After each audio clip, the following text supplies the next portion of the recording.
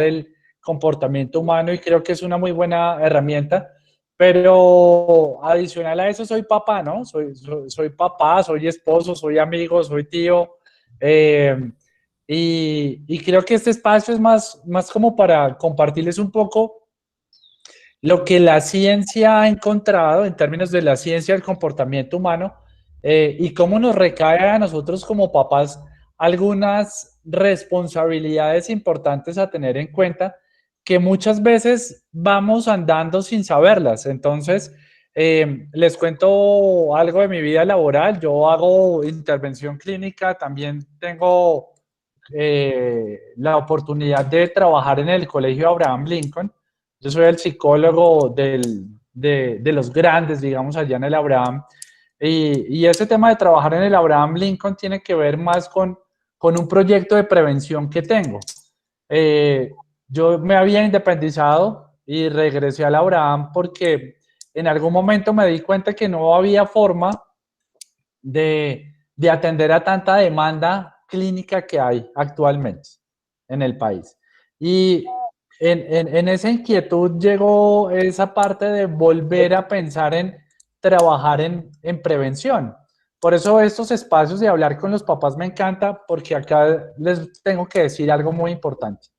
Cuando uno está pensando en los trastornos clínicos, ¿sí? Trastornos de ansiedad, depresión, que son temas que a nosotros como papás nos inquietan, seguramente a ustedes también les pasa lo mismo.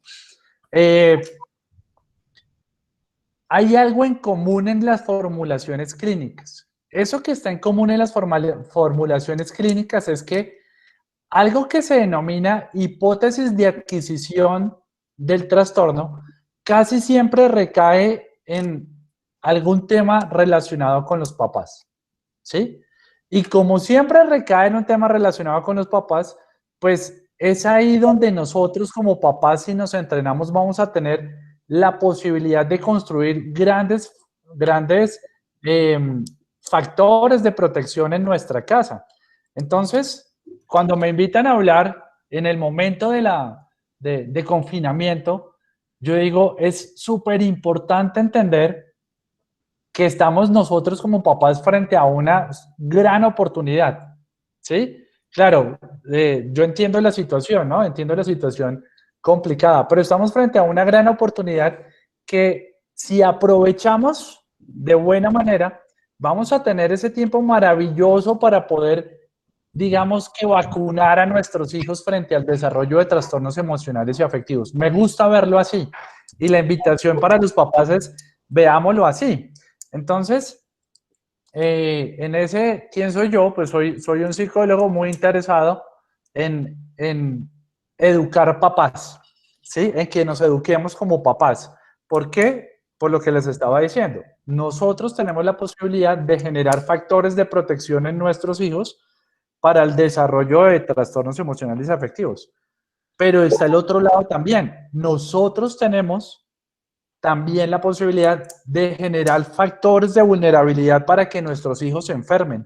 Entonces, cuando podemos hablar entre papás y como les decía yo, podemos conspirar entre todos, es eduquémonos en algunas cosas que yo entiendo, yo tengo el privilegio de haber estudiado psicología y por eso conozco el tema, pero no todos los papás tienen por qué saberlo, ¿sí? Si usted eligió ser ingeniero, ser abogado, ser contador, otra profesión que no se enfoque en la ciencia del comportamiento humano, pues nadie seguramente se lo enseñó, pero sí podemos generar esas habilidades nosotros en estos espacios y hablar de estos temas que son sencillos, pero muy importantes. Entonces, pues gracias por la invitación y yo tengo preparado a mí no me gusta decirle tips porque no son consejos, no quiero venir a aconsejarlo, quiero venir a compartirle algunas cosas que la ciencia sí ha comprobado y que pueden ser útil en su casa para poder guiar ese proyecto educativo con sus hijos. Sí, es más o menos siempre la idea cuando tengo la oportunidad de hablar con papás. Así que, primero que todo, pues felicitaciones por conectarse a ese espacio, porque nos unamos como comunidad del Liceo de los Andes. y podamos trabajar juntos por el bienestar de nuestros chinos.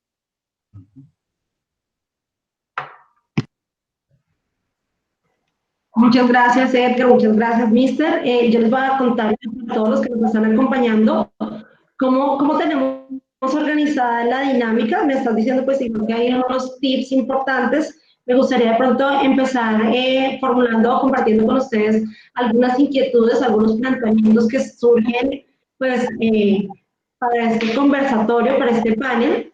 Y pues les cuento a todos los que nos están acompañando. La idea es que vamos a compartir las reflexiones, las posturas que pueden surgir en este momento. Al final del conversatorio vamos a dar un espacio también para que ustedes como padres, como cuidadores, creo que también hay algunos estudiantes participando en esta conferencia, puedan plantearnos también sus inquietudes, ¿de acuerdo? Es muy bien sabido que con la situación que estamos viviendo, con esta coyuntura, han quedado al descubierto, digamos que vulnerabilidades, falencias grandes, significativas, tanto en el contexto educativo como en el contexto familiar. Me gustaría que iniciáramos pues contemplando qué falencias o qué vulnerabilidades consideran que han sido significativas en el campo educativo, pues a causa de toda esa coyuntura, que ha dejado ver esa coyuntura a nivel de falencias y vulnerabilidades en el sector o en la parte académica. ¿Mister? Ya, ok. Bueno, sí. Indudablemente esta crisis global ha dejado al descubierto muchas debilidades en el proyecto de humanidad, empezando por ahí, en el modelo de sociedad que hemos construido, y un modelo de sociedad arrogante, que se creía victorioso, y muchos pensadores a final del siglo XX, estoy hablando hace 20 años, creían que la humanidad había encontrado la plenitud, ¿no? Que la historia se había clausurado, que la historia había llegado a su final porque ya el capitalismo y la gran civilización alrededor de la producción y el consumo habían logrado resolver con el libre mercado y las democracias liberales, habían logrado resolver todas las preguntas de la humanidad, lo cual pues nos hemos dado cuenta y ya veníamos sospechando que algo olía mal, y esta pandemia dejó al descubierto que eso no era así, que el proyecto de humanidad está inconcluso, que tiene muchas debilidades, y la escuela como institución social no puede escaparse a esa crisis y a esas vulnerabilidades. De hace unas décadas para acá se viene planteando la necesidad de transformar la escuela, de generar la escuela no alrededor de los conocimientos, de la obsesión por el conocimiento, por la información, por la transmisión de volúmenes grandes de teorías y conceptos, sino una escuela alrededor del proyecto de humanización, alrededor de la educación de las emociones, de la persona completa, de un ser humano pluridimensional, complejo, dinámico, donde cada persona es distinta, cada persona es un universo. Esa escuela venía anunciándose de unas décadas para acá, pero se aplazaba la construcción de esa escuela. Lo dejamos para después. La mayoría de instituciones educativas seguíamos aferrados a la escuela tradicional, a la transmisión de conocimientos, al aula, como un entorno de reciclaje de saberes, pero no como un laboratorio de humanidad. Entonces esta crisis puso al descubierto que eso que se anunciaba se estaba aplazando y aplazando porque seguíamos anclados a nuestros viejos paradigmas de la escuela tradicional en la que crecimos todos, y no era posible innovarse, y la innovación exigía un atrevimiento y una osadía que no todos fuimos capaces de emprender. Entonces esta crisis tumbó las paredes de la escuela y quedó al descubierto muchas cosas en la escuela, pero también en las familias, lo que estaba diciendo Edgar ahorita. ha dejado al descubierto que ese timbre emocional que veníamos anunciando por allá desde el 83, que se publicó las inteligencias múltiples y que salió todo el boom de la inteligencia emocional, pero nos dimos cuenta que eso seguía siendo una hermosa teoría, muy interesante para los congresos, para la publicación de libros, pero que no lograba permear la cotidianidad, ni de las aulas, ni de la vida familiar. Entonces, sí, claro, quedó al descubierto muchas debilidades de nosotros como maestros, como padres, en nuestra interacción cotidiana. Y bueno, en eso estamos ahorita.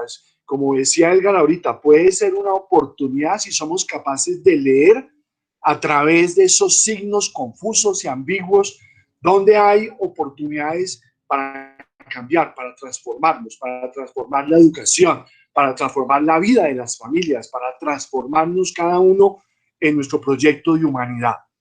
Yo iría hasta ahí.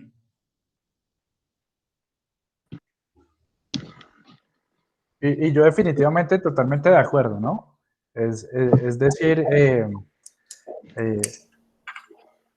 a nivel clínico, y yo seguramente voy a traer muchos ejemplos de la clínica, que es lo que, en lo que me muevo, pero a nivel clínico, cuando empezamos con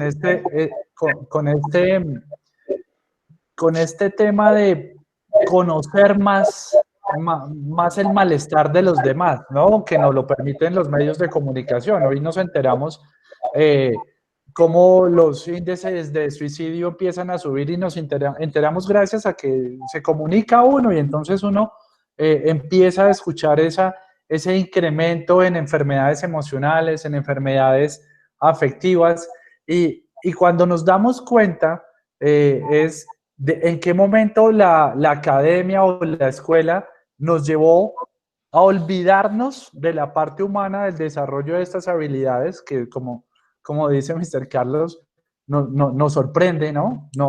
Se destapó la olla, no es que no estuviera pasando, estaba ahí y nos damos cuenta, y viene pasando hace muchos años, pero ya nos encontramos acá con la oportunidad de reflexionar frente a eso, pero ya con la necesidad de actuar más rápido. Creo que es lo que sucede acá. Entonces, a la academia le empiezan a sonar los campanazos y tiene que dejar de ser noticia novedosa, por ejemplo, que las universidades empiecen a enfocar en el desarrollo de habilidades blandas y emocionales y que se cuiden, que lo ponen como una noticia, como, wow, lo están haciendo, ¿no? Cuando debería ser la normalidad. Esa es la normalidad que debemos tener nosotros. Yo por lo menos cuando me acerco al modelo pedagógico que presenta el Liceo de los Andes y lo hablamos con mi esposa que también es psicóloga, decimos, ahí es, ¿sí? Ahí es porque sí se está tocando, se están tocando todas las dimensiones del ser. Y entonces empezamos y nosotros nos acercamos al modelo del liceo gracias a que nuestro sobrino estaba en el liceo y habíamos visto cómo a través del teatro, de las presentaciones, de la oralidad, se desarrollaban esas habilidades humanas y empezamos a ver cómo a través de las clases, que nosotros somos testigos más directos gracias a esta coyuntura, cómo los llevan a no acumular tanta información, sino a un pensamiento más crítico. A un pensamiento más crítico que los lleva a exponerse al desarrollo de sus emociones. Entonces, para nosotros acá, en casa, estar en este momento de ser testigos más directos de esos procesos educativos, nos puede decir, estamos tranquilos porque se están desarrollando esas habilidades. Pero hay otras experiencias en las que queda al descubierto que definitivamente se mantiene y se hace evidente esa dificultad de evolucionar, ¿no? Entonces se mantiene el mismo modelo de academia que sabemos que no nos lleva a ningún lado, pero que necesariamente se tiene que transformar. Entonces, creo que la situación frente al tema de la academia nos da la oportunidad a nosotros de reflexionar y de actuar y de tener como esa línea de base en que estamos, ¿no? Yo puedo decir, los del Liceo de los Andes podemos decir, vamos por buen camino, lo estamos viviendo bien, lo estamos, tenemos la fortuna de tener un modelo pedagógico que lleva hacia la crítica y no a la acumulación de datos y de información, que en ese ejercicio se favorece el desarrollo de la expresión emocional y de hablar de temas de la humanidad. Entonces, nosotros como papás podemos decir, oiga, qué bueno, elegimos bien y lo estamos frente a un buen desarrollo de esas habilidades que no empezó con la pandemia, sino que viene en desarrollo gracias al modelo pedagógico que tienen ustedes. Pero otros, en otros colegios, seguramente en otros espacios académicos, se empiezan a dar cuenta, oiga, falta trabajar en esto. Entonces, para nosotros es fortuna, creo yo. ¿Sí? Nosotros, testigos del modelo pedagógico del Liceo de los Andes, pues es fortuna. Muchas gracias, Edgar y Mister. Creo que Edgar se iba adelantando un poquito a la siguiente pregunta que quiero formularles. Tú hablas del desarrollo de habilidades blandas, de lo importante que son, es la verdad gratificante escuchar que te has identificado con el proyecto del liceo, ¿sí? Porque seguramente esa postura que tú nos estás manifestando en este momento la tienen muchas de nuestras familias, y al tener esa postura hacen que no solo estén convencidos que es el proyecto en el que quiere que continúen sus hijos, sino que juntos podemos trabajar en equipo, pues en pro del bienestar de todos nuestros niños, ¿no? Ir hacia el mismo camino y hacia el mismo horizonte. Yo quiero plantearles la siguiente pregunta a los dos, a Mister desde una postura como educador y a Edgar desde su postura como psicólogo. Y pues si bien es cierto que con esa coyuntura que estamos viviendo, se están viendo afectadas todo el desarrollo de las habilidades blandas que tú mencionabas, Edgar, hace un momento, y Mister también lo mencionaba, como lo puede ser la empatía, la capacidad de relacionarnos, la capacidad para expresar emociones, todas las habilidades que están de la mano con la inteligencia social. ¿Ustedes cómo consideran que a través de la modalidad remota podríamos, como maestros y digamos como la postura también de psicólogos y padres, suplir pues esta imperiosa necesidad que están teniendo nuestros niños y nuestros jóvenes, y que con la situación del confinamiento puede verse aún más acentuada, ¿sí? Entonces, le doy la palabra. ¿Quién quiere responderme de los dos a esta pregunta inicialmente? ¿Mister o Edgar? Pues si quieres, esta vez que empiece Edgar. Entonces, Dale, Edgar. Vamos. Bueno, ok.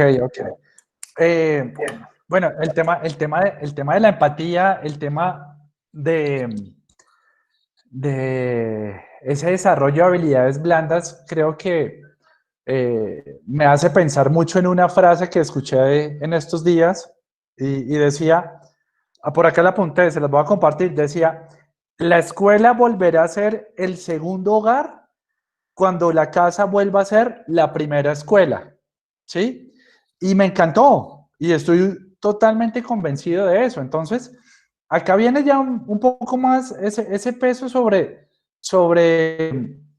papás que estamos en casa modelando conductas. Y ahí es un tema que está súper comprobado. Nosotros, los papás, le enseñamos a nuestros hijos 24 horas al día, 7 días a la semana, estemos o no estemos y queramos o no queramos. Para mí eso es fundamental. Yo se lo repito a los papás y nos lo repetimos acá en casa. No quiere decir con esto que debemos ser perfectos, porque no lo somos. Nosotros somos humanos acompañando el proceso formativo de otros seres humanos. Así que la perfección ahí no tiene que ver. Es más, el error es lo mejor que podemos meter acá en ese desarrollo de habilidades blandas. Entonces, la parte social es cómo la estamos viviendo en casa. Sí, claro, todo es a través ahora, no todo mentiras, pero gran parte de la educación está siendo a través de las plataformas virtuales. Pero nosotros seguimos estando en casa y tenemos los momentos de comer, de compartir una película, pero también el momento donde organizamos el horario necesario para poder hacer las actividades, los papás seguimos trabajando, los niños en el colegio. Entonces, si nosotros entendemos como papás ese principio de tenemos que recordar que somos la primera escuela, pues tenemos que enfocarnos más que todo en fortalecer ese trabajo acá en casa de ese desarrollo de habilidades blandas. Ahora, puntualicemos algunas habilidades blandas, ¿sí? Pensemos en la empatía, que lo mencionaste, Paola. Entonces, es tener la capacidad de ponerme en el lugar del otro, ¿sí? Para eso, yo debo tener un desarrollo emocional propio y ese desarrollo emocional significa que acepto que soy un ser emocional, acepto las emociones, pero ojo, aceptar mis emociones no significa necesariamente que mi conducta tenga que estar relacionada con la emoción. Me explico, yo puedo aceptar que estoy molesto y si mi hija se acerca y me pregunta, ¿estás molesto? Pues tengo que decirle, sí, estoy molesto, ¿sí? No negar la emoción. Entonces ahí empieza el ejercicio. Yo acepto mi emoción y digo, sí, estoy molesto. Pero no por eso grito, tiro cosas, insulto, doy golpes. Entonces, esa es una forma de, a través del modelo, llevar a nuestros hijos al desarrollo de ese tipo de habilidades, tomando en cuenta que nosotros somos quienes dirigimos. Ahora, yo también me acerco y veo a mi hija y está molesta. ¿Por qué? Pues porque es un ser emocional. No puedo pretender que nunca esté molesta, o no puedo pretender que no esté triste, o no puedo pretender que no experimente una emoción. Entonces también le valido ese estado emocional. ¿Estás molesta? Sí, ok. Le doy un espacio para que se regule, porque es que no necesita nada, un agente externo para que la regule. Ella tiene que aprender a regularse y la oriento en el desarrollo de su conducta. Y ahí empiezo yo desde casa a recordar. Nosotros sí somos la primera escuela y en este tipo de cosas somos demasiado influyentes. Entonces, ahí es cuando se crea esta maravillosa oportunidad como papás de, usted tiene un hijo, tiene un proyecto de ese proyecto de quiero que sea mejor, necesariamente tiene que trabajar en usted. O sea, nada mejor que tener a su hijo para volverlo un pretexto de su crecimiento personal como papá. Así lo veo yo y así lo sugiero yo como psicólogo. Entonces creo que es no perdernos de vista esto. Lo que yo veo que están haciendo a través de las plataformas, por lo menos como colegio, en la clase de pensamiento, en la clase de teatro, ese tipo de desarrollo que tienen ustedes programado, pues definitivamente favorece. A mí me encanta, por lo menos estábamos escuchando algunos trabajos relacionados con la publicidad y cómo están hablando acerca en las clases de cómo se utiliza el amor para vender productos, para mercadear. Y esos son temas muy interesantes. Nuestra hija está en quinto de primaria y me parece maravilloso que hablen de eso, que generen crítica, pero no solamente que se acumule información, sino que a través de ejercicios que abordan temas de la cotidianidad, se metan en esa dinámica de abordar las emociones, porque lo están abordando desde ahí. Entonces creo que para nosotros es importante, somos la primera escuela. En este sentido, nosotros, papás, somos la primera escuela. No podemos apartarnos de eso. No, antes de darle la palabra a Mister, yo quiero retomar una postura muy valiosa tuya para que los padres sí lo tengan realmente presente. No está mal sentir, no está mal enojarse, no está mal enfadarse. Es sumamente importante que tomemos conciencia, como tú lo decías, que como seres humanos, pues sentimos, estamos expuestos a expresar nuestras emociones. Y yo creo que el trabajo fuerte que debemos hacer es no el validar las reacciones, sino enseñarle a nuestros hijos, a nuestros estudiantes, que está bien el sentir, que no tiene nada de malo un día que me molesté, que no tiene nada de malo que me llene de angustia. ¿Sí? Lo que no podemos llegar a validar son algunas reacciones que nos resultan oportunas. Y tú lo dices bien, el ejemplo empieza por nosotros como padres, como educadores, pero sí es importante recalcar en ese momento que no es el hecho que esté mal que yo sienta algo, para nada, es absolutamente natural, hace parte de nuestra biología, de nuestra esencia, el sentir. ¿Sí? Lo que debemos ayudar es a cómo damos un manejo o cómo les enseñamos a nuestros hijos y a nuestros estudiantes a hacer una regulación adecuada de lo que están sintiendo. Listo, doy, digamos, con ese pequeño paréntesis el espacio a Mister para que pueda compartirnos también. Vale, no, muy interesante todo este planteamiento que hace Edgar porque nos pone frente a una realidad y es, en este momento, es decisivo lo que los padres sientan, piensen, hagan o dejen de sentir o dejen de hacer o dejen de pensar, porque ese es el momento de probar que el amor transforma, pero que hay que saber amar, porque hay amores que matan.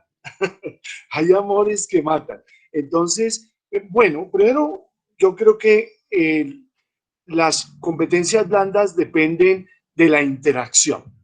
Y en este momento, la interacción, porque las competencias blandas no se aprenden como las competencias tecnológicas. Yo recibo un instructivo que me dice cómo entrar a un dispositivo electrónico, cómo bajar unas aplicaciones y lo puedo hacer de maravilla. Pero no sucede así con las competencias emocionales, con la inteligencia social. No sucede así. De tal manera que es a través de la interacción. Ahorita Edgar utilizaba un término muy interesante que es modelar, o sea, convertirse en modelo, modelo de interacción, modelo de paciencia, modelo de autocontrol, que no es fácil, y menos en un contexto cargado de ansiedad, de incertidumbre, de dificultades económicas. Controlar la ansiedad y controlar la impulsividad no es fácil. Por eso siempre hay que recordar quién es el adulto en la relación. Oh, que yo estaba furioso y la niña no se concentra en clase, entonces me la llevé y la profesora ve cómo la niña regresa llorosa. No es la manera. Sabemos que no es fácil lograr que los niños logren tener espacios sostenidos de atención, que se concentren en las instrucciones, que sigan instrucciones. No es fácil, pero la ansiedad nos puede llevar por el camino que hace que el amor sea auto y heterodestructivo. De tal manera que, ahora, si me preguntas concretamente, si este es un momento propicio para el desarrollo de estas competencias, yo te voy a decir que mi respuesta es ambigua. Es una oportunidad, como lo estamos diciendo, pero también es un peligro. Las escuelas, como decía Edgar ahora, que están consagradas a transmitir información, a entrenar a los chicos para que presenten pruebas saber, y no le estoy quitando importancia a las pruebas saber, sería ridículo, pero las instituciones que se limitan a entrenar a los chicos y a transmitir información están de pronto en una condición más fácil para adaptarse a la virtualidad, porque es más fácil a través de una videoconferencia, de una plataforma, transmitir conocimientos. Bueno, entren chicos, ahí está el video, ahí les dejé el link para que entren al blog, ahí está la lectura, nos vemos mañana. Transmitir información, que es un acto unidireccional, yo le transmito información al estudiante, es más fácil que formar actitudes, porque las actitudes implican interacción personal, relación interpersonal. Entonces, si me preguntas, yo soy un poco escéptico en ese sentido, pues como rector y como educador no me puedo dar el lujo de ser pesimista, pero tampoco voy a caer en la tentación de vender falsas promesas. Aquí atrás, donde yo estoy sentado, están las aulas. Y la vida del aula jamás va a poder ser reemplazada por una clase que llega a través de una pantalla. En la vida del aula, el profesor está enseñando cálculo, está enseñando ecuaciones cuadráticas, está enseñando la lógica aristotélica, el tema que sea, las vocales a los niños pequeños, pero en el mismo momento en que está educando en la formación de competencias cognitivas, intelectuales, está educando a la persona, porque la persona se educa es en el tejido de la relación cotidiana, es en el tejido de la vida del aula, de los silencios, de las bromas, del buen humor, del mal humor, de la relación con el otro, de la posibilidad de equivocarse, de la posibilidad de entrar en conflicto con el otro. Eso no es malo. Así como Edgar decía ahorita, es aceptable las emociones, tenemos que evolucionar y pensar que también es aceptable el conflicto. Porque no se trata de negar el conflicto, se trata de aprender a vivir y a fluir en el conflicto para no deshumanizarnos. Entonces es válido que un niño le haga una broma pesada a otro y que de pronto lo haga sentir mal. Pero entonces ahí en esa cotidianidad, en ese tejido del aula cotidiano, en ese entrar y salir de los salones, en la mirada del otro, en la corporalidad del otro, en su lenguaje corporal, ahí nos estamos educando en esas competencias blandas. No es hacer una cartilla de cuáles son las competencias blandas, cómo se educan y hacer una especie de tecnología del yo que no funciona. Es en la vida cotidiana. Y la vida cotidiana en ese momento son las familias, son las casas. Y yo ahí veo, pues este es más un planteamiento que le quiero plantear a Edgar, que él seguramente lo ha analizado mucho más. Yo veo como 3 tipos de ambientes, de padres y de actitudes. Hay padres que tienen el famoso concepto de padres helicóptero, ¿no? Que están ahí rondando encima del hijo siempre, así el niño tenga 4 años o tenga 17 y esté en 11, y que todo el tiempo están ahí porque tienen una gran ansiedad de controlar cada cosa y que su hijo no se equivoque y que su hijo no sufra y que no vaya a perder una nota y que todo le salga bien y que sea el niño perfecto, y eso es imposible. Entonces esos padres de helicóptero son negativísimos. El otro extremo, los padres distantes, que el niño de 5 años está ahí solo frente al computador y lo percibimos, lo perciben los maestros, las maestras. Niños solos en primaria, no, pero ya está grande, no es que es de primaria, ya está grande. Y el niño no puede resolver cómo puede reconectarse a internet o cómo poder poner su micrófono y se le pierde el micrófono y se llena de ansiedad. No, que él puede solo, él puede solo. Entonces los padres distantes parten de una falsa presunción de autonomía. Ah, ya es un niño grande. Entonces es el otro extremo de los papás helicóptero. Y los otros yo creo que son los padres ansiosos, el tercer grupo, ¿no? En lo que yo estoy mirando. Los padres ansiosos que terminan siendo también agresivos, terminan también con una ansiedad de control impresionante y sobre todo con una competitividad enfermiza, ¿no? Mi hijo tiene que ser el primero, tiene que ser el que gane, y mientras no nos libremos de esa carga de tener que ser los mejores y llegar antes que el otro y ganar todos los premios, entonces es una cosa muy dura. Y la escuela tiene que transformarse en eso. Nosotros como colegio tenemos que transformar esa ansiedad por los niveles y las notas y el promedio y el rendimiento y el premio en la clausura, quién fue el mejor. Eso no tiene sentido, sin perder la excelencia. La excelencia, decía Aristóteles, es energía para la virtud, energía para ser mejor. Pero ¿por qué tengo que obtener energía para la virtud, energía para ser mejor del fracaso del otro? De que aplaste al otro. Entonces, este es un cambio para poder formar esas competencias blandas que tú dices, Paola. Hay que hacer un cambio profundo en la escuela y lo estamos haciendo, lo estamos reflexionando. Acabamos de salir de 2 días de reflexión todo el día con todo el equipo docente. Invertimos 2 días, jueves y viernes, y es un cambio que hay que hacer en las familias. En cada familia hay que hacer un nuevo pacto, una nueva alianza, de vamos a querernos, pero vamos a querernos bien. Pero entonces yo creo que Edgar puede profundizar mucho más sobre eso, esa tipología que yo hice ahí un poco de afán, de qué tipo de actitudes estamos viendo. No es la mirada mía, es la mirada del equipo docente. es el producto de la reflexión de estos 2 días. Estamos viendo esos 3 tipos de padres. Claro, también estamos viendo los padres que lo manejan súper, que no son ni el padre distante, ni el padre helicóptero, ni el padre ansioso, sino el padre amoroso, la mamá amorosa, inteligente, que toma una debida distancia para permitir que el niño crezca, pero que está ahí con su presencia diciéndole: si tienes dificultades, aquí estoy. Entonces es el amor personificado, ¿no? Y eso es una maravilla, porque pues, si digo solamente esos 3, voy a desanimar a todo el mundo. Bueno, ahí va. Pues definitivamente creo que el tema de tipologías y de ponernos rótulos enmarca una serie de comportamientos. Yo creo que el ejercicio para nosotros como comunidad y para papás es más orientado en cómo lo estoy diciendo yo. Pero no tanto caer en la categoría, porque creo que la categoría puede a veces como enmarcarnos y nos deja sin movimiento. Ay, miércoles, sí. Yo soy el ansioso y ya, pobrecito mi chino, le echo la bendición y ya no hay nada más que hacer. O también el otro extremo, ¿no? No, yo soy el último que dijo Mr. Carlos. Nosotros somos esos papás. Se acabó la tarea, estamos listos, hechos.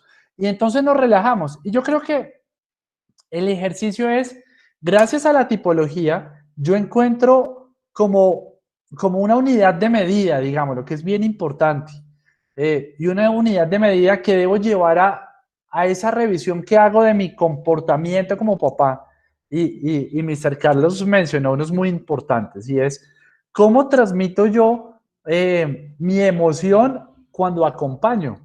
¿Qué he visto yo en terapia? Entonces, veo, claro, si usara las tipologías, perfecto. Muchos encasillan en la que dice Mr. Carlos, acabo de hacer así a la carrera, ¿no? Con mucha humildad. Dice, lo acabo, así, rapidito, lo dice, pero lo atina muy bien. Y es ese tipo de conductas de papás que seguramente tienen costos. Claro, muchas veces tienen beneficios para el papá, como cuando mencionamos el papá ansioso, ¿sí? Entonces, el papá ansioso que está ahí, que quiere tener todo bajo control, ¿obtiene un beneficio de eso? Claro, él obtiene un beneficio y es su tranquilidad, porque de una u otra forma quitarse la angustia termina siendo un beneficio para el papá, que es muy contraproducente para el hijo, sí. ¿Sí es claro? Va a favorecerle esa vulnerabilidad para enfermarse, no solamente en términos de los resultados académicos, sino vulnerabilidad para desarrollar esos trastornos de ansiedad.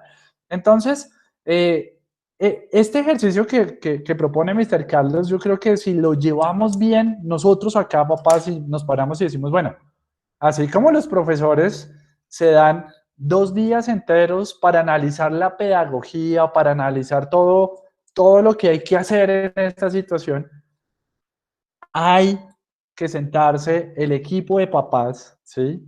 Que a hacer una reunión, se durmió la niña o se durmió el niño y bueno, ¿cómo está nuestro proyecto? Yo siempre le pongo una tarea a los papás que me consultan, además porque les cuento algo, usualmente los papás cuando llegan al psicólogo clínico son remitidos por el colegio o tienen una situación ya muy extrema, entonces llegan y, mira, te traemos al chino, entonces por favor atiéndelo y yo veré y bueno, ¿y cuánto es, no? Es lo que dicen los papás y la estructura no es así, entonces yo le digo, no, venga, la primer parte es, vamos a trabajar los papás, vamos a aprender algunas cosas y quieren que les cuente algo. La mayoría de casos, el motivo de consulta remite cuando los papás hacen los ajustes. La mayoría, yo llevo más de 14 años haciendo práctica clínica y la mayoría de los casos ha remitido con los ajustes de los papás. Remitir significa que el problema que ellos están mencionando se disminuye. Entonces, desde esta realidad, ¿qué les digo yo? Esa reunión que tenemos que hacer los papás de decir, bueno, ¿cómo vamos? ¿Cómo lo estamos haciendo? Es importante y también es importante para dónde vamos como papás, o sea, cuál es el proyecto que tengo con mi hijo. Yo quiero que mi hijo sea seguro, quiero que mi hijo sea líder. Yo tengo conferencias y entonces en la conferencia siempre escucho quiero que sea feliz, quiero que sea saludable, quiero que sea líder, quiero que, ok, ese es el que quieres. Y eso no se tiene que perder, ¿no? Entonces, la reunión de los papás es, queremos que sea líder, queremos que sea saludable, queremos cómo estamos haciendo nosotros como papás para favorecer ese ejercicio. Ah, bueno, entonces usemos la tipología.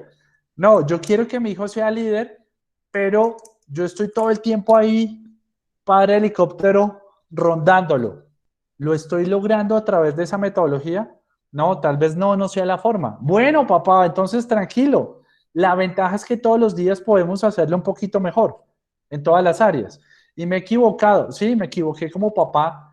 ¿Qué otra estrategia encuentro? ¿Cómo lo hago ahora?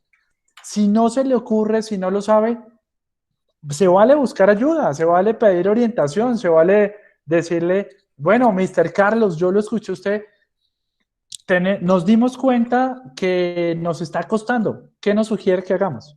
Paola, ¿qué nos sugieres que hagamos? Nos cuesta mucho trabajo soltarlo. ¿Qué podemos hacer?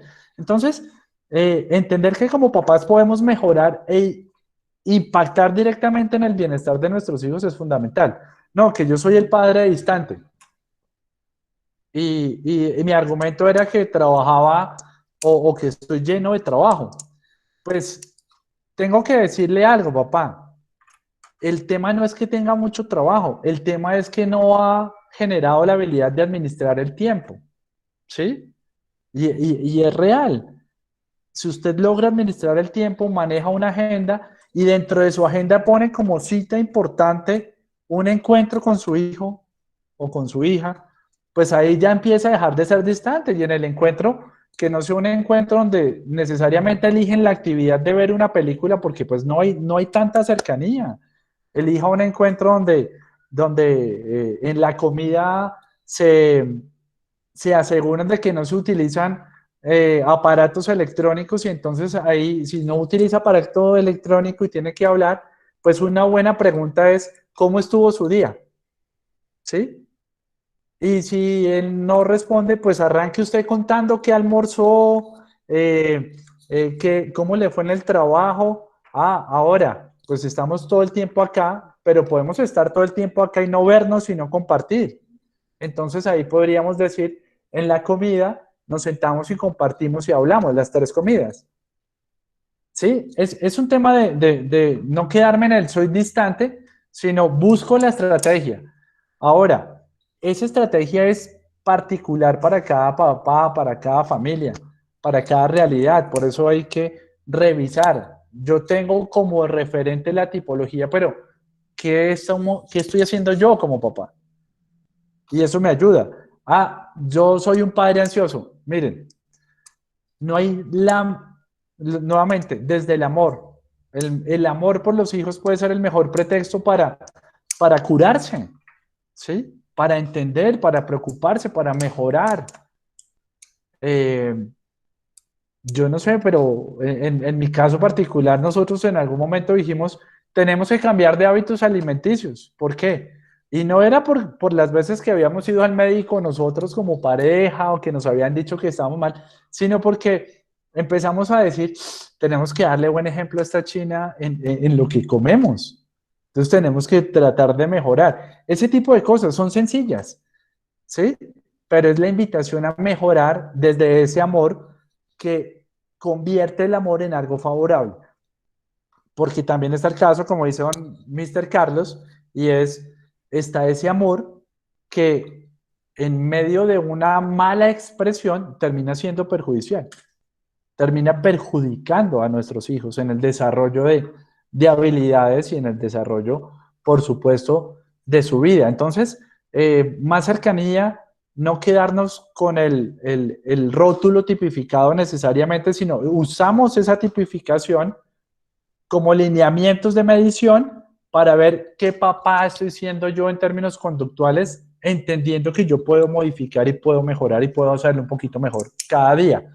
A propósito, este tema de ser papá pues también está mediado por el ensayo y el error. O sea, tenemos derecho, no tenemos que ser perfectos. Y eso es bueno enseñárselo a los hijos.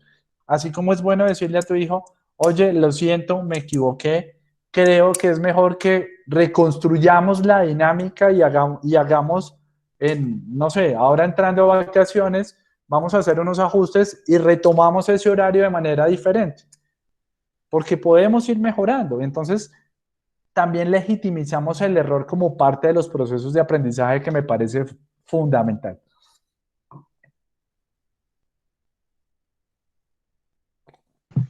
Muchas gracias a los dos por sus aportes. Quiero comentarles y compartirles a ustedes que nosotros a lo largo de la semana fuimos recibiendo también algunas preguntas o algunas inquietudes por parte de la comunidad. Sé que estamos un poquito cortos de tiempo, sin embargo, quiero darle la oportunidad a esta pregunta que nos llega pues de una persona que pertenece a nuestra comunidad. Dice, salir de esta pandemia requiere grandes sacrificios individuales. Sin embargo, el mundo bajo el cual vivimos hace impensable relacionarse con otros sin esperar algo a cambio. De este modo, ¿cómo la filosofía y la psicología clínica pueden ayudar a pensar nuevas formas de relacionarnos que inciten al sacrificio individual? Entonces, pues, la persona que nos la plantea, pues, pide como esas dos posturas, desde el lado de la filosofía, del lado educativo y desde la parte de psicología clínica. Entonces, no sé quién quiere empezar ahí. Bueno, si quieres, empiezo yo ahí. El término que incluye la pregunta de sacrificarse, ¿no? La necesidad de sacrificarse. Es un término muy discutido, ¿no? Y un término un poco ambiguo, ¿no? Se le relaciona más como con esa tradición medieval de la cristiandad, de la crucifixión, de llevar la cruz a cuestas. Yo le escuché a mi mamá muchas veces esa expresión, ¿no?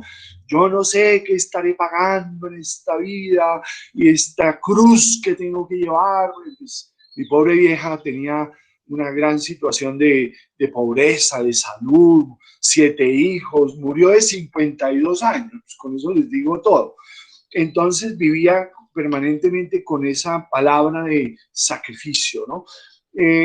Pues esa palabra se volvió una palabra políticamente incorrecta en el concepto liberal de que cada persona es un mundo y que cada persona solo tiene una oportunidad de ser feliz y todo ese discurso del individuo y de la felicidad y por qué me voy a sacrificar y sacrificarse es malo porque es como una especie de karma masoquista. Bueno, pero ahora pues también hay unas corrientes que están reivindicando el sentido de este término, ¿no? De sacrificarse, no en el sentido de anularse como persona, pero sí en el sentido de comprometerse de manera generosa en el servicio del otro, en el aporte para que otra vida crezca, ¿no? De tal modo que es un poco difícil y yo creo que esta pandemia y esta situación de cuarentena y esta indefinición y esta incertidumbre y esta angustia, pues sí nos lleva a pensar de una manera, no sé si de sacrificio, pero por lo menos de más generosidad y de altruismo. Esto nos está recordando que el proyecto de humanidad en Occidente y en las potencias occidentales ha sido un proyecto egoísta. Mientras nosotros logremos sacar provecho, pues acabemos la selva del Amazonas. Y si para nosotros es provechoso, hagamos el fracking, así acabemos y contaminemos las fuentes hídricas. Entonces ha sido un proyecto egocéntrico, egoísta, soberbio, y esta crisis que ha puesto contra la pared a toda la comunidad científica, a las grandes potencias. Estados Unidos es el país número 1 en cifras de contagio y de muertes. Esa soberbia pues nos hace pensar que quizás íbamos por el camino equivocado y que sí es necesario generar y crear desde cada uno una experiencia donde el otro importa, donde el otro cuenta, donde para que yo esté bien, tengo que también luchar y asegurarme de que el otro también esté bien. No, los que se están enfermando son por allá lejos, eso no me importa, y están matando líderes sociales, pero pues eso es por allá en el Cauca, por allá en el Chocó. Entonces sí hay una realidad que nos tocó a todos. Este virus de alguna manera nos igualó a todos en la misma crisis y no respeta clases sociales, origen étnico, nacionalidad, nada.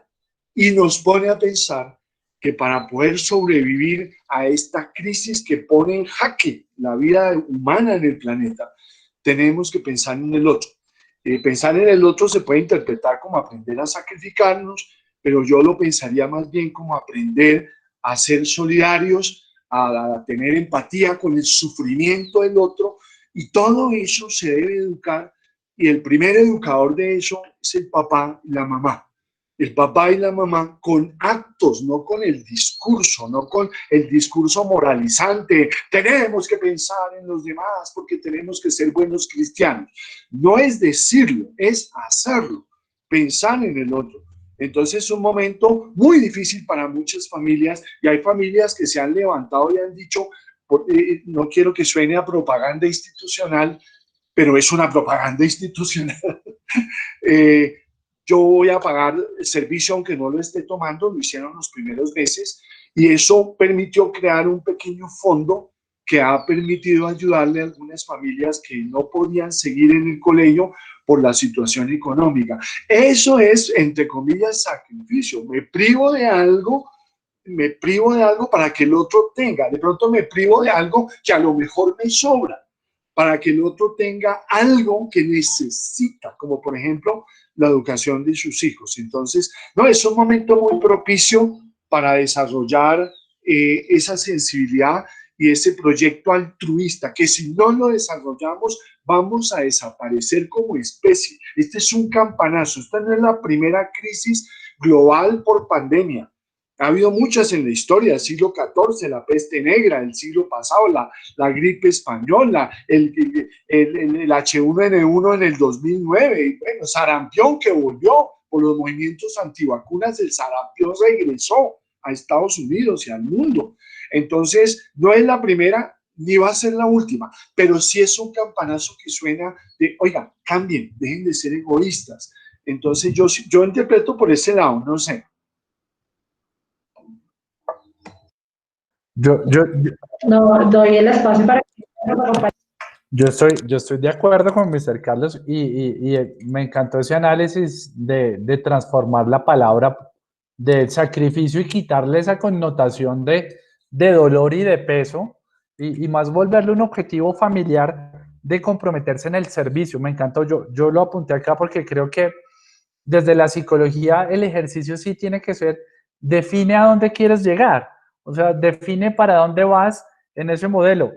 Yo creo que uno no debe ser indiferente con lo que pasa en el mundo, pero a veces pecamos en el ejercicio de, somos muy, oye, sí, durísimo, nos quejamos de lo que pasa en el mundo y no nos movemos. Entonces también estoy de acuerdo con Mr. Carlos, es en casa empezamos con pequeñas acciones. Ahora la pregunta es, ¿cómo lo hacemos? Y entonces, y quien preguntaba decía que, bueno, ¿qué dice la psicología clínica? Entonces, ¿la psicología qué te va a decir? Se supone que hemos estudiado durante muchos años el comportamiento humano y hemos encontrado, la ciencia básica ha encontrado algunos principios que funcionan. ¿Qué principios funcionan? Funciona. El modelamiento está comprobado que logramos que nuestros hijos aprendan a través del ejemplo, eso está comprobado. Está comprobado que nuestra conducta verbal, lo que decimos, influye en la conducta humana, eso está comprobado. Está comprobado toda la parte de los condicionamientos. ¿El condicionamiento clásico es real? Sí, es real, es decir, hay unos estímulos que generan que nuestro cuerpo tenga respuestas fisiológicas, eso está comprobado, así como está comprobado el condicionamiento operante. Entonces, hay unas conductas que si son seguidas por unas consecuencias placenteras tienden a incrementarse, sí, pues funciona, pasa, en las diferentes especies pasa eso. Entonces, yo digo, llévelo ahora a la cotidianidad en su casa. Queremos cambiar el mundo, queremos movilizarnos para un mundo mejor porque lo necesitamos, tenemos que empezar desde casa. ¿Utilizando qué? El modelo, cuidar lo que decimos, por supuesto, y tenemos que estar pendientes de cómo direccionamos a nuestros hijos con ese ejemplo. Entonces, yo quiero que mi hijo se comprometa en el servicio, pero en casa hacemos todo lo que el niño dice, todo lo que el niño quiere, solo se ve muñequitos. Almorzamos lo que el niño quiere todos los días. Pues entonces estamos fomentando en él una habilidad muy reducida de pensar en el otro. ¿Sí? No, él no va a desarrollar la habilidad de pensar en el otro. ¿Por qué? Pues porque solamente se hace lo que el niño quiere. Entonces ahí cometemos un error. Ahora, si nosotros queremos ese cambio y dotar de esa habilidad de comprometerse en el servicio, como dice Mr. Carlos, llevémoslo a la acción, ¿sí? Llevémoslo a la acción. Entonces, hoy tenemos la posibilidad de ayudar a alguien con un sacrificio que nosotros hacemos y no vendemos el sacrificio como la tragedia puntual, sino como, mira, hoy vamos a dejar de, no sé, de ver televisión para reunirnos a hablar con alguien que necesita de nuestro apoyo, necesita una llamada. Oye, escuchamos que tal persona está como triste, llámala y la saludas y miras cómo está y le das una palabra de optimismo, de fe, de esperanza. Y entonces desde las acciones demostramos cómo se hace. Y le estamos diciendo a los niños, mira, así lo puedes hacer. Escuchamos o tenemos la posibilidad de ver diferentes situaciones en clase. Entonces, nosotros como papás también somos los que activamos el micrófono y entonces decimos, no, a mí no me parece esta situación y porque a mí no me parece y porque yo y yo y yo y yo, o acomódese todo a mi situación, o bueno, ¿cómo puedo ayudar para que esta situación incómoda que se está presentando se solucione? Y entonces yo soy ejemplo delante de mi hijo.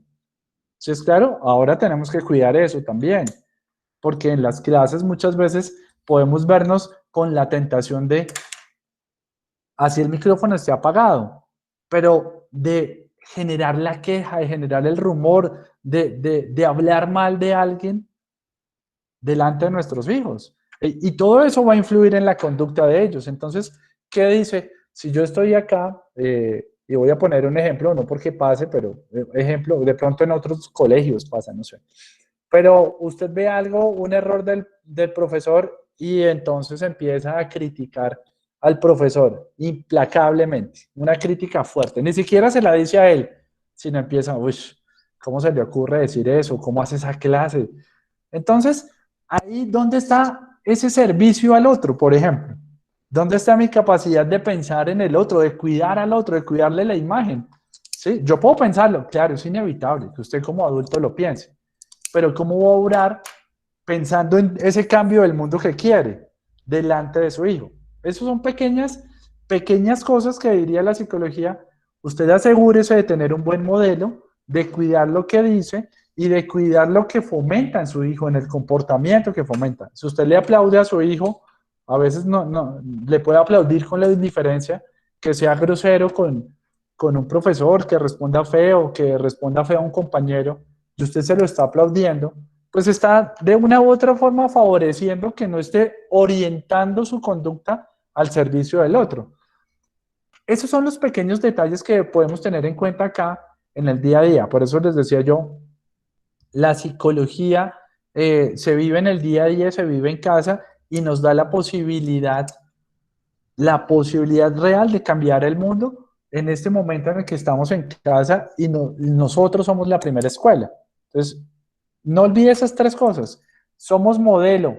Lo que decimos también va a definir el comportamiento de nuestros hijos. Nuestras verbalizaciones son importantes. Lo que decimos delante de ellos. Si usted es del que se queja, su hijo va a tener en la cabeza más quejas que soluciones frente a los problemas. Entonces los problemas no hay que negarlos, pero yo verbalizo, oiga, hay un problema, ¿cómo lo solucionamos? ¿Sí? tampoco el extremo de, no hay problema en nada. No, sí hay problemas y la vida tiene problemas, pero detrás del problema tengo que abrir yo el espacio para la solución. Entonces, desde la verbalización también lo hablo. Y el tercer punto es, ¿qué refuerzo yo en mi hijo? ¿Qué conductas le aplaudo, digámoslo así, para hacerlo más sencillo? ¿Qué es lo que yo estoy favoreciendo en el comportamiento de mi hijo? ¿Orientado al servicio o lo estoy dejando que esté orientado al egoísmo? Orientado a satisfacer sus bienes no más. Es que yo quiero salir, mi amor, estamos en cuarentena, no, yo quiero salir y así salgamos acá, entonces busquemos cómo hacemos la trampita y salimos acá cuando se supone que estamos en confinamiento y no debe salir. Esos son los pequeños detalles que nosotros como papás tenemos que cuidar. O no necesariamente niños, sino también damos el ejemplo, ¿no? Bueno, vamos a salir, ahí a escondiditas, nos vamos ahí por debajo y pues ellos lo ven, todo lo ven. Entonces, pienso yo que el ejercicio es desde casa nosotros, ¿qué diría la psicología? Cuide el modelo, cuide las palabras y cuide lo que refuerza en su hijo en términos de la conducta. Muchas gracias. Yo sé que acá quisiéramos pues muchos quedarnos y seguir en este espacio de conversación y reflexión, pero pues saben también que el tiempo apremia también. Yo sé que tú nos mencionaste, Edgar, que querías compartirnos unos tips o unas claves. No sé si consideres oportuno hacerlo en este momento. Nosotros pues más adelante como institución seguiremos abriendo pues estos espacios y sé que tanto Mr. Carlos como yo, como el resto de la comunidad, pues vamos a tener la oportunidad de seguir socializando con las familias. Pero pues queremos realmente no solo agradecerte que nos estés acompañando, sino darte la oportunidad a compartirnos esos tips o esas claves que nos comentabas al inicio de esta videoconferencia. Claro que sí, Paola. Bueno, yo les quiero proponer algo también como colegio y como parte de la labor que tengo yo en términos de prevención, y es que busquemos un espacio, ustedes la revisan.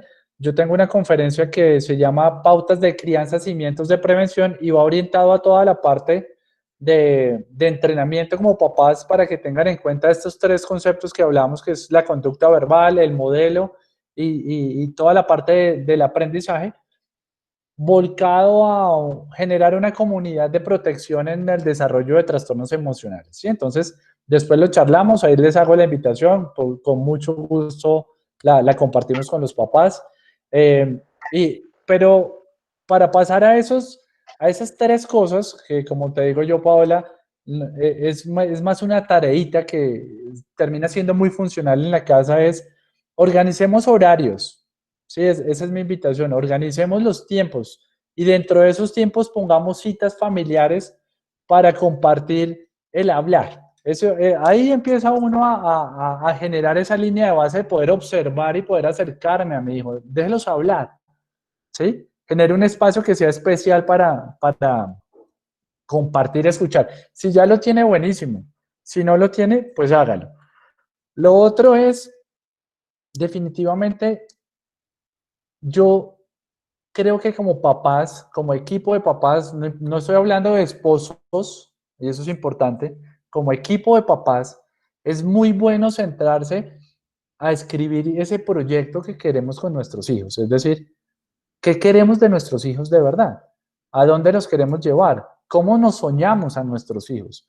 Y cuando tenemos toda esa tarea de cómo me sueño a mis hijos, pues seguramente ya voy a ser un poco más consciente de mi rol en ese ejercicio de a dónde lo quiero llevar.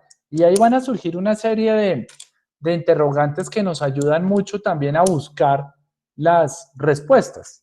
¿Sí? Buenas preguntas nos van a llevar a buscar respuestas. ¿Cómo hago yo para que mi hijo sea seguro? ¿Cómo hago yo para que mi hijo sea un líder? ¿Cómo hago yo? Y me encanta cuando hago cuando la pregunta se estructura así. Entonces, ¿qué le sugiero yo a los papás? Haga ese escrito de cómo se sueña a su hijo. ¿Cómo se lo sueña a 1 año? ¿Cómo se lo sueña a 3? ¿Cómo se lo sueña a 5 años? Que sea un proyecto también, porque es un proyecto formativo el que tenemos y hay que llevarlo con responsabilidad. Es el proyecto, creo que yo, más importante para uno de papá. Y al ser tan importante, pues no podemos dejarlo que sea al azar. Entonces, sugerencia, aproveche que hay un poquito más de tiempo, que nos estamos ahorrando en desplazamientos mucho tiempo, y genere esa reunión y hable el equipo de papás cómo se sueña a su hijo, para que puedan apoyarlo.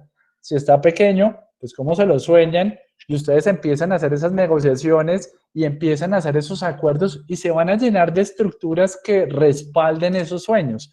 Creo yo que eso es como lo primero que hay que hacer.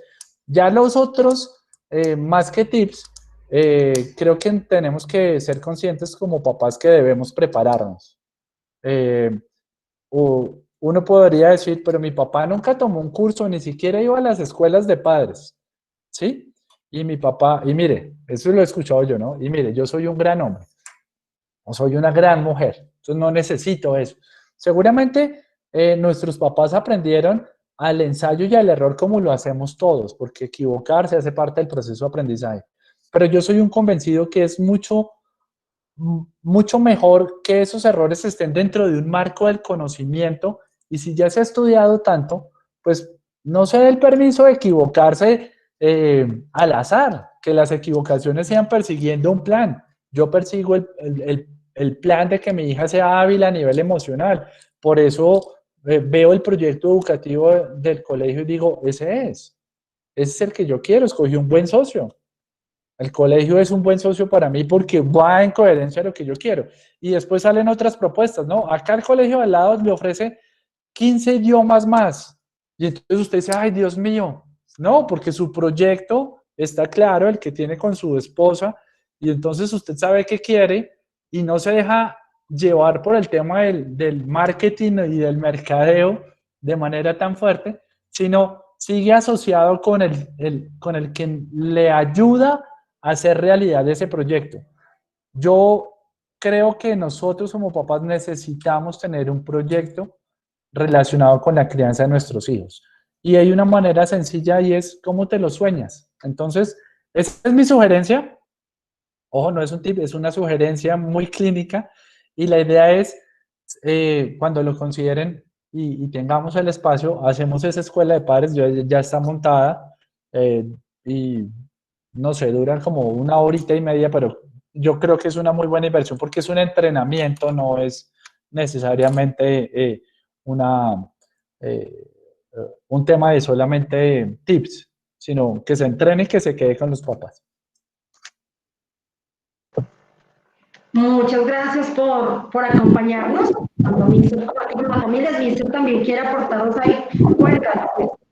Ya, que me emociona oír oír a Edgar en ese planteamiento de cómo nos soñamos a nuestros niños, y lo conecto con algo que reflexionábamos estos 2 días con el equipo de maestros, y era: consultemos también el deseo de nuestros niños, de qué tienen ganas en esta vida, porque comparto totalmente el planteamiento de Edgar, y desde un punto de vista psicoanalítico lo entiendo muy bien, y es que los hijos nacen en el deseo, desear al hijo y que el hijo sienta ese deseo. Y ahí empieza todo y ahí termina todo, en el deseo de los padres. Pero para no caer en el peligro de pensar que un hijo es algo así como un proyecto y que es una prolongación del yo, y que es como una especie de alter ego de uno, entonces para no caer en esa ansiedad de que los hijos no traicionen lo que nosotros planeamos para ellos, porque terminaríamos asfixiándolos, yo complemento el aporte de Edgar de: uno, sentémonos a pensar cómo soñamos a nuestro hijo, pero todo el tiempo, a lo largo de la vida, sobre todo cuando entra en la adolescencia, cuando entra en la pubertad, consultemos su deseo. ¿Tú qué quieres hacer en la vida? ¿De qué tienes ganas? Porque también yo he visto como maestro muchos niños y jóvenes frustrados porque los padres no interpretan, no se sintonizan con su deseo. Y un ser humano pues viene al mundo a descubrir su deseo, a descubrir qué lo hace único, qué lo hace especial, qué le va a aportar al mundo. Y por eso me parece importante consultar el deseo. Y yo creo que esas dos cosas ya van a marcar una gran diferencia. Sentarse a pensar qué soñamos de nuestro hijo y al mismo tiempo estarle consultando qué quieres hacer, de qué te dan ganas. Yo creo que esas dos cosas nos van a hacer crecer como papás a todos, como abuelitos. Ahora que Edgar decía, no es solamente la pareja, porque tenemos muchos padres que no viven en pareja y algunos viven separados y lo hacen bien. Otros viven separados y a uno de los dos le tocó asumir, casi siempre a la mamá, es algo a nivel mundial estadístico, asumir el rol de mamá a ella sola. Y a veces es la mamá y la abuelita materna que están haciendo ese pacto. Me gusta mucho algo que Edgar dice y es, somos socios. El modelo de padre que ve el colegio solamente como un proveedor de servicio y que se pone en la orilla del cliente. Entonces yo pago, usted me presta un servicio, yo exijo, usted me da servicio al cliente, parámetros de calidad de servicio. Es un modelo funcional que no funciona sino en el mundo industrial. Aquí en esto tiene que funcionar somos socios. Esta pandemia y esta cuarentena nos tiene que llevar a que fortalezcamos el pacto de juntos estamos formando a la niña. Ustedes y nosotros, papás, juntos estamos formando su sensibilidad emocional, estamos esculpiendo mejores emociones. Lo que decía Edgar, no con la excusa de como a mí me formaron así, como a mí me pegaron y yo no le pego a nadie, yo soy muy pacífico. No sabemos las secuelas, o mejor dicho, la ciencia sí lo sabe. La ciencia sabe las secuelas de pegarle a un niño, de educarlo a punta de palmadas, de amenazas, de gritos. La ciencia lo sabe y porque lo sabe lo desaconseja.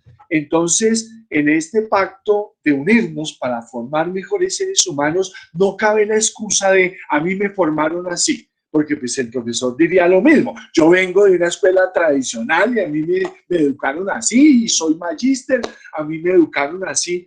No, todos tenemos que cambiar, pero va a ser mucho más fácil si lo hacemos desde un pacto, una alianza, donde nos fortalecemos padres y maestros alrededor de un solo propósito, fortalecer la vida de nuestros niños. Entonces, pues, eso es lo que yo quería agregar y me parece bienvenida la propuesta de Edgar.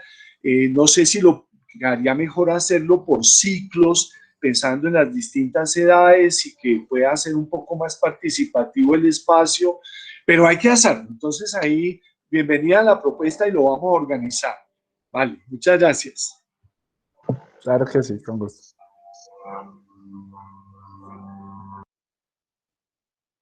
Está apagado tu micrófono, Paola. Lo siento, que te reiteraba que es bien recibida la propuesta que nos estás planteando. Es interesante trabajar en conjunto, ¿sí? Hemos encontrado pues una postura de gran disposición en ti, en querernos apoyar, escucharte, hablarte, lo reitero, es absolutamente gratificante para nosotros sentir que tienes esa sintonía con el proyecto, que llegas hace unos 2 años al colegio y pues ver cómo logramos hacer una construcción colectiva alrededor de toda la situación que estamos viviendo. Muchas gracias a toda la comunidad por acompañarnos. Estaremos abiertos, lo decía Mister, trabajamos los dos últimos días fuertemente en capacitaciones para poder seguir proyectando cómo o diseñar y fomentar estrategias para seguir acompañando todo el proceso formativo de los niños, de las familias, pese a todas las dificultades que hemos podido encontrar con esta situación que estamos viviendo. Seguimos convencidos y comprometidos con la tarea que estamos haciendo al acompañar este proceso y pues nos encanta contar con las familias también en este camino, ¿no? Porque no es un trabajo que va a desarrollar solo la escuela en el rol que tiene, sino bien lo han dicho ustedes dos, es un trabajo conjunto y pues la verdad es una oportunidad para ver cómo fortalecernos con todo lo que estamos viviendo y no quedarnos simplemente en una crisis estancados. Entonces, pues estaremos abiertos a continuar con más espacios de interacción y reflexión. Les agradezco a todos por acompañarnos. Sé que de pronto se quedan algunas preguntas que por tiempo no pudimos desarrollar. Entonces estaré atenta de tomar nota en este momento de ellas y para que en espacios que tengamos de reflexión más adelante podamos abordarlos o si de pronto podemos a través de redes o otros espacios responderlos. Entonces muchas gracias a todos por acompañarnos, que tengan un feliz fin de semana. Recuerden que el lunes ya retornamos a nuestras actividades, entonces estaremos pendientes pues ya